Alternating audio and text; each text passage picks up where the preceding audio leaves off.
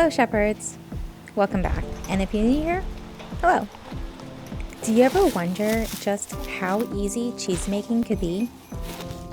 Or how can I squeeze in cheese making while I already have such a busy schedule? Or perhaps you have enough hobbies and prefer rewarding yet quick cheese that's versatile, low cost, and has a low barrier of entry. Okay, so I have the perfect cheese in mind for you. It's a soft, spreadable cheese, but also can be pressed or aged if you want. This cheese forms a great base for dips, cheese balls, sides, mains, desserts, and breads. Pretty fun, no? I know it's been particularly stressful lately. It's an election year, the holiday season's coming up, so I want to bring to you one of my favorite, low stress and high reward cheeses. Now I know a lot of homesteaders focus on making large batch cooking or dairying. It works really well, but I like to bounce around. Do a little of this, shift gears, do a little of that. So I like to focus on small batch dairying. I tailored this recipe for half a gallon quantities, but if you prefer to work smaller even, say a quart jar of milk, or larger amounts, leave me a comment and let me know what you need. I'll be happy to share. Oftentimes I've heard the main problems with small batch dairying is that the yield's so low and it's really disappointing to work so hard and not get a lot out of it. This is a pretty high yield cheese recipe though, irregardless of what animal you're milking. So let's get into it. For this recipe, we'll need our milk. I'm using a mix of sheep's milk from our modern breed ewe and heritage breed sheep. I've already skimmed the cream off for our butter making, but if you want to use full fat milk, you can.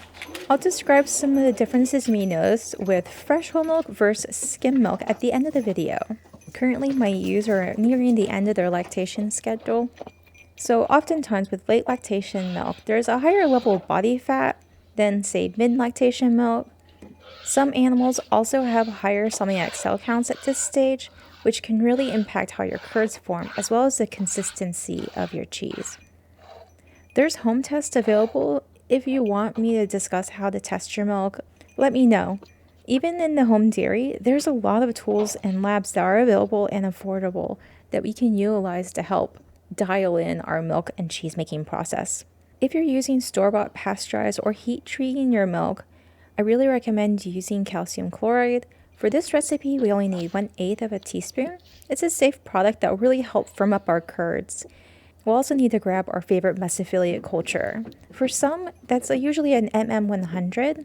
Mesophiliate cultures are a type of bacteria that thrive in moderate temperatures. A really good alternative if you don't have one of the store-bought favorite culture, a really good alternative is buttermilk. The main thing is to make sure that the bottle has live cultures written on it. Yogurt does not make a good substitute for buttermilk, as the temperatures we're going to be working at will be too cold to wake those guys up and let them do their work. But it's okay if you don't have any cultures on hand. I'll put the references to some sources in the description below. Next up, we'll also need about half a teaspoon of prepared rennet. To prepare this rennet, we need to dilute 3 drops of a single strength liquid rennet into 1/3 of a cup of clean water. I like to store this solution in the fridge and pull it out as I need. It does run the risk of losing strength over time. I do tend to run through this jar so fast though, so I can't say what the limit is, but as it weakens, you'll notice the curds just not set as well. I'll go into more detail at the end under troubleshooting about this subject. For equipment, we'll need a thermometer, pot, cheesecloth, pillowcase, or cheese mold. And now we're ready. I like to use a heavy bottom metal pot or cast iron for this process. It really helps keep the milk at a stable temperature and prevents milk scald on the bottom of the pot.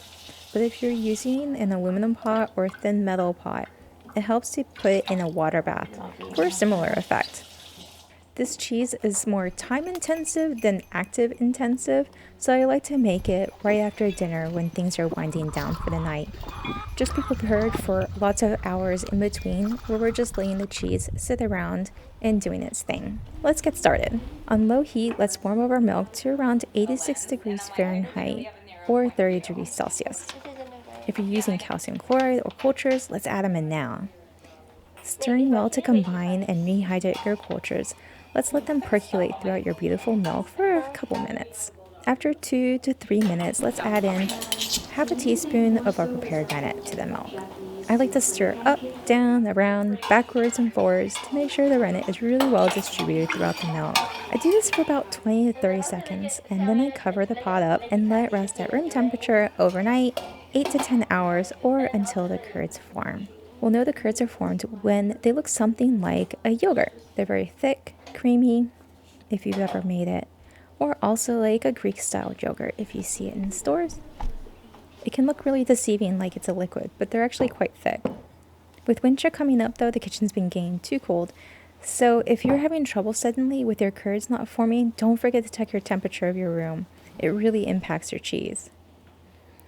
Next up, let's ladle these curds into our form or cloth. If you're using a cloth, I like to tie the cloth up onto itself and hang it to drip. Oftentimes when using a cloth, the edges drain faster than the center. It really helps to mix them in together, or changing the cloth out with a fresh one helps too. Either way, the longer you let the curds drain, the drier the cheese will be. Once the cheese is your desired consistency, this may take anywhere from 6 to 12 hours. Let's remove it from our form, salt it to taste, or add your herbs. Place it in your containers and let them all mellow out and meld together. And we can store it like this for up to 2 weeks in the fridge. So now we have our wonderful cheese base that we can use for our dips or breads, or even make cheesecake or any of these other wonderful things. Let's go on to troubleshooting just in case we've had some problems. So you wake up the next morning, possibly if you're doing this overnight, and you find your culture in your rennet. Either it's soft, mushy, maybe it's literally draining through your cheesecloth. The thing's just, it didn't set. There are quite a few things that can actually cause this to happen. It's okay, we've all experienced this. Let's walk you through it. First things to think of is rennet. Is your rennet weak or expired or old? Was it at room temperature? These things can weaken pretty fast. If it ends up being your rennet, we just add a little bit more rennet next time to firm it up. There is a way to test the strength of your rennet to see if it's weakening. That's something that would probably take another video to do specifically, but let me know if you want me to run through it. In the meantime, one of the best ways to solve this issue is just adding more rennet into the cheese for the next time and then seeing how that works. Usually it's an additional 1/8 of a teaspoon added on to your previous amount, and then keep on adding that 1/8 of a teaspoon in increments until you finally get the curd set that you really want. Another cause for these weak or low yield or just the curds just not right is a calcium issue. If you're using store-bought or if there's like a health issue going on with your livestock, the calcium chloride will really help compensate for that heat treatment and firm those curds up.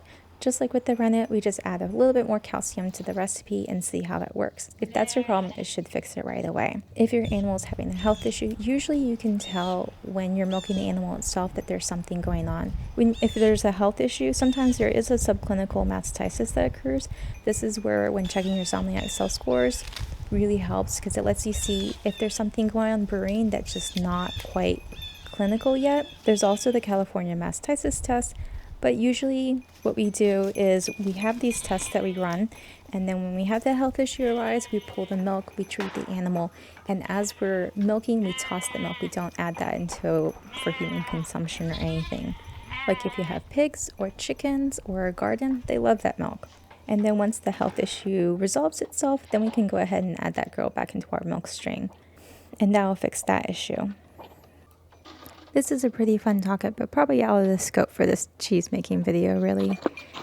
But let me know if it's something that you guys want to talk about, because it's super fun and there's so many things to learn about and so many avenues. You could really go all day talking about this stuff.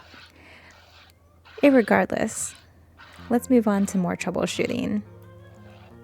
Another problem that can cause weak curds is cold incubation temps. With winter coming in especially, it's really important to be mindful about how warm or cold your room is. If it's not at the optimal room temperature, then it just has a hard time setting. When the cheese is at its optimal temperature and it sets, then you know you solved the problem. With us going into winter and everything, I have noticed that it is affecting the setting of the curds.